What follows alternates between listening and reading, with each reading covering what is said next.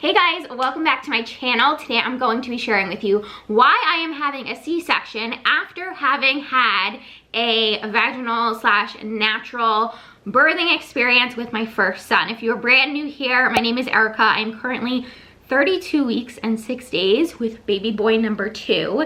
And with baby boy number 2, I'm having a scheduled C-section. So I'm scheduled to have a C-section in, oh my gosh, I think like 6 weeks. It's coming up really soon. November 18th is the day, and I could not be more excited. But the biggest question I get, especially from new subscribers and new followers, is why are you having a C-section? Did I miss something? Did I miss a video where you talk about why exactly you're having a C-section after having had a natural childbirth the first time? So I thought I would sit down, make this video, make it very clear as to why we are going via C-section this time around versus doing a natural childbirth again. Now, I'll just preface this whole thing by saying everyone's experience is their own. I am no doctor, so if you have any medical questions, please consult your own doctor, your own OB. And let's just jump into it. I will share I feel like I can't really talk about why I'm having a C-section this go around without talking about my first labor and delivery experience with my first son, Hugo. So my son is 2.5, he'll be 3 in February. I went into labor, so pregnant. I went into labor on February 27th, 2018. It was when my water broke. I got admitted into the hospital. The next day, so the day after I got admitted into the hospital, February 28th, bright and early, I remember experiencing a lot of contractions, and I vlogged the whole thing. I have a labor and delivery vlog. I've also made countless videos on my recovery. So if you do have the time, I know not everyone has the time, not everyone wants to like sit and watch old videos, but if you do, I'll link some of those down below. It might paint, it'll paint a more real-time picture of like why I'm not opting to go that way. Also, it was quite difficult to like vlog the super hard times, so I hope that vlog, I don't know, I think it accurately portrays how tough it was. But in case it doesn't, I'm here to tell you that starting the morning of February 28th, really tough. Had a lot of contractions, knew right away, okay, I want to get the epidural. I am not going to be like above getting the epidural. I want it, let's get it, call the anesthesiologist in. And so like that was my birth plan going in with Hugo, was very much so like, I've never given birth to a baby. Let's just experience this. Let's just see how this goes. And if I need medication, I'm totally for it. And if I don't, then like fantastic. And I had thought in my head, so naive, I was like, I am so strong. But I can take a decent amount of pain. I've always been a very strong person, and like my discomfort level has always been really high. I can tolerate discomfort. If you're brand new here, I was friends with many Disney characters for a long time, and you cannot do that job unless you can like tolerate discomfort. And a dancer my whole life, so like I knew what it felt like for my body to just like be in a stressful situation. This was like, this labor and delivery is a whole other tier of discomfort, let me just say. So anyway, I knew I wanted to get the epidural. Got the epidural. I should mention, before the epidural, they did start administering Pitocin. So I'm guessing you know, but in case you don't, if you are currently pregnant with your first, or maybe just thinking about getting pregnant, currently in your TTC journey, Pitocin is a drug that they administer to you to help induce contractions and hopefully like help labor along so that you are able to have a baby naturally. There's a lot of research on Pitocin. There's a lot of, some people are really for it, some people are really against it. That's definitely something that like you need to research on your own, come to your own conclusion about, talk to your doctor about. I was sort of like, okay, well, my water broke yesterday. There's a finite amount of time that I can have this baby. Fine, like let's do the Pitocin. So that way, I guess there's a higher chance of me giving birth naturally. Although honestly, at that point, it didn't really matter to me. Like as long as he was safe and he was good, then like I was happy. So I got the epidural. The epidural like sort of worked, but not really. Like it worked enough so that I was able to nap and get some like sleep in, which was great because the night before I barely slept. But it only sort of numbed like my butt and one of my legs, and I did feel the contractions. And something that I've mentioned in a lot of my things they don't tell you videos is that they actually want the epidural to wear off before you start actively pushing. And I think that's across the board. I mean, there may be some circumstances where that's not the case, but they want you to be able to actually feel where the baby is so that you can push the baby out, which totally, I get it. Like, that makes a lot of sense. However, they must have, and like the whole like actual pushing part and getting him out is such a blur. But okay, so I'm contracting the entire day. I get some sleep in. I think I asked for the top up of the epidural twice, like in addition to the first time I got it. So I had like I had gotten it 3 times. Then by the evening, I think it was around, yeah, it was around 5 o'clock when the epidural like had worn off, and they were like, okay, let's practice pushing. Let's do some practice. Or was that, maybe it was 4:30 was the practice pushing. I remember practice pushing for an hour, which like I didn't know that was a thing either. It's like, oh, we're just practicing? We're not actually pushing? Okay, we're just practicing. So I remember that being really strenuous because you're actually experiencing contractions while you're practice pushing. And then I started actively pushing. I think that was around 5 o'clock because I ended up pushing with Hugo for 2 hours and 45 minutes. He was born at 7:43 p.m. And this is the part that I could not show in the vlog because I was nude. I was so hot. I was sweating. I was so swollen. I had taken all my clothes off. I could barely move. They were like, okay, try this position, try that position. And I was trying my best to like roll to my side. They wanted me to push from my side. They wanted me to push from all fours. They wanted me to stand up and like try to just like push down. All of those things I tried, and nothing was working. Nothing was working. And it was so awful. It was so awful. And I just remember the whole time thinking like, this is awful. This is torture. Like, this is awful. And I remember saying a few times, like, can I just have a C-section? Like, can we just get this baby out? Can we just have a C-section? And my midwife just being like, no, I don't even think she said you can do it. I think it was just like, no. Like, okay, but like, the baby's not coming out. Like, can somebody give me some sort of direction?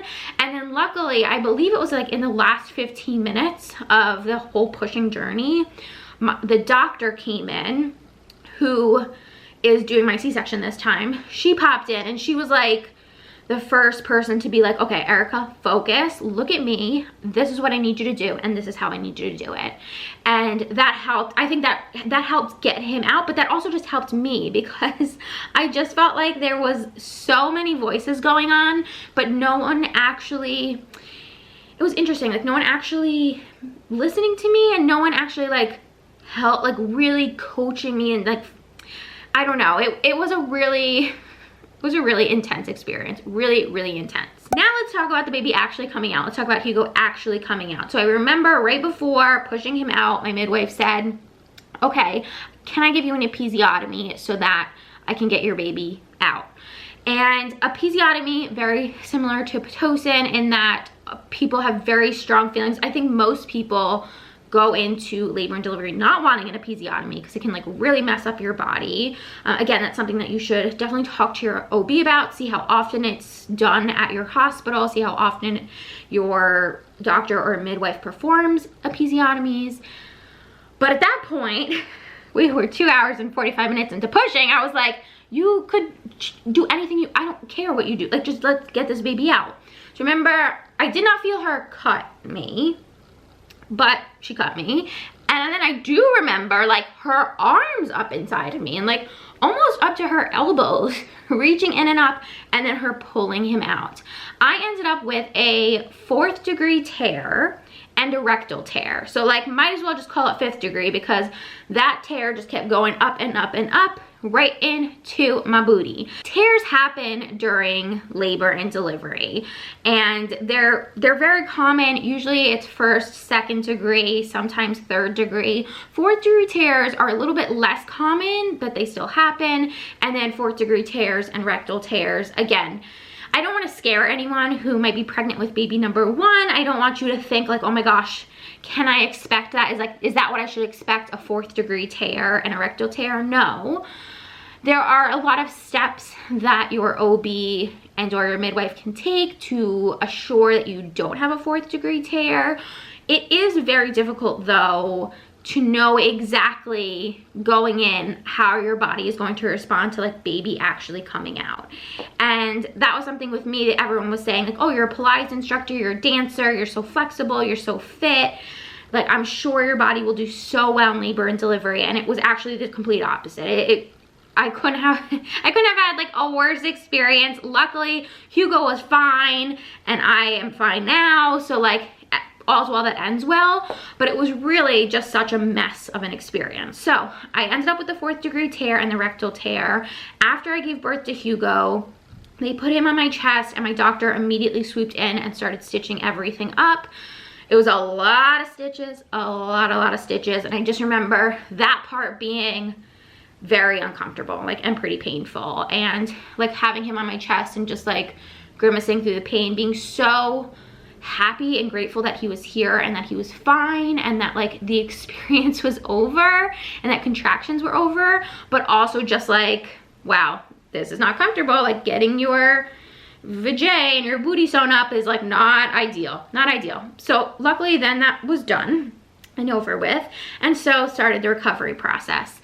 And recovery was so tough, and it's the recovery that made me realize like, hey, I can't do this again. I don't want to do this again. And if I have the choice, I'm going to choose a different avenue. The recovery from the 4th degree tear and the rectal tear were brutal.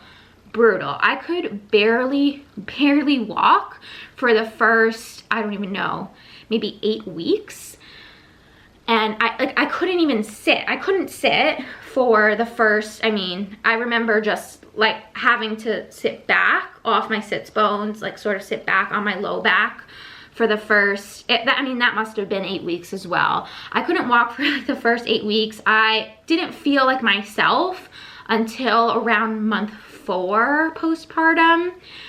It was a really long and really hard recovery. And I just remember like one of the first days that I was home talking to my mom, because at the time we were living with my parents, which was so lucky because I had so much care, which is exactly what I needed because I could barely walk for the first 8 weeks. Telling my mom like, there's no way I'm having another baby. There's no way I'm having another baby. And if I do, then like, there's no way I'm doing this again. Because it was horrible. It was just horrible. So pretty much like off the bat, I had known like, if I'm having another baby, I'm having a C-section. And I think this is where sometimes people like get a little, not defensive, but people will express like, hey, just so you know, C-sections are not as easy as vaginal deliveries, or C-sections are just as rough, and like, I'm not discrediting anybody's experience. I'm not discrediting that idea from existence. But what I am hopeful for is that my C-section recovery will be easier than my 4th degree tear and rectal tear experience. That's my hope. And that's the hope that I have. And that's the hope that my doctor has. Because it was just awful. It was just awful. And when you have stitches going front all the way to your backside, all the way through your backside, you can only imagine like going to the bathroom for the first few months, just walking, just existing is so incredibly tough. So tough.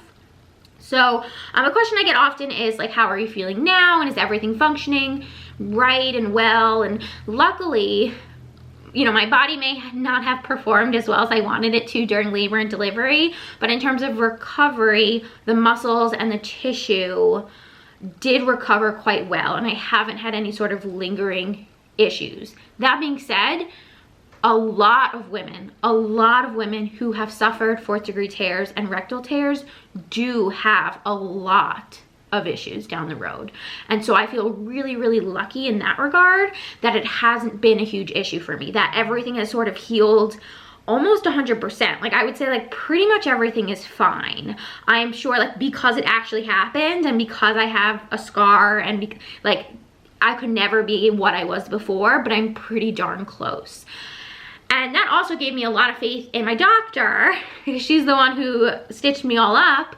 And the thought of having a C-section done by her was like, okay, a no-brainer. So some people ask me, like, did you come to the decision to have a C-section, or was it your doctor? Like, how did that conversation go? So I'm sure right after, in one of my postpartum visits after Hugo was born, I'm sure I mentioned I'm having a C-section the next time I have a baby. Like, I'm sure I said that. But I don't remember specifically saying that. However, I do remember in appointments in the past year or so before I was pregnant, just reiterating, like, when she would ask, oh, are you guys like planning on having another, or like what's your plan? I remember saying, yes, I'll have another, but only if I can have a cesarean section. Like, that was just something that I said at every single appointment. I just put my foot down and said, I'm having a cesarean. So then once I got pregnant, my doctor and I had the conversation. She said, do you still want a C-section? And I said, yes, ma'am. Yes, I still want a C-section. And she said, she was looking at my file, and she was like, okay, I think, like, the trauma that you went through during the delivery with Hugo, like, I'm pretty sure that qualifies you for a cesarean section. And she did whatever paperwork or whatever she needed to do to confirm that, and we confirmed it. And I did feel like it was a discussion, and I feel like I asked for it. Like, and I was very firm in saying, like, I'm having a C-section, and like, end of discussion. But she was like, she sort of met me at the table there, and she was very willing and open, I think, to, like, if I would have said, okay, I'll try for a natural childbirth again, I'll try for a vaginal birth, I think she would have been okay with it. Like, I think she would have been on board. I think she would have just continued to, like, remind me of what could potentially happen, just try to assure me that, like, okay, even though, and there is no guarantee, right? Like, there's no guarantee that I wouldn't have a 4th degree tear, or that I would again. I've heard conflicting reports of, like, you have a 4th degree tear, you're more likely to have a worse tear the next time, or you'd be okay the next time you deliver. I've heard conflicting reports. So I think she would have been very open, and this is why I love her. I think she would have been open to discussing with me how I felt and the type of labor and delivery experience I wanted with this next baby. But because I was so adamant about having a C-section, she was very much like, okay, you qualify, and if this is what you want, then we will do it. And she did say, I think the recovery will be a whole lot easier this go around. And, like, what's nice is you won't be messing with any of the things that I pieced back together after your first labor and delivery experience. So that is why I'm having a C-section after having a natural childbirth. I feel like, in a weird way, like, when people ask you, like, how was your labor and delivery experience after you've had a baby, and you're like, there are no words to adequately describe how that experience was. That's how I sort of feel in describing my labor and delivery, but then also in describing my recovery. It's so hard to convey to people how difficult something was and how much pain you were in for such a long period of time. And so that's where I kind of find myself stumbling, and I just find it hard to summarize, but I hope that made a little bit of sense. And gives you a better idea as to why I'm having a major abdominal surgery in a few weeks. And that doesn't go past me also. Like, I'm so aware that having a C-section is going to be tough.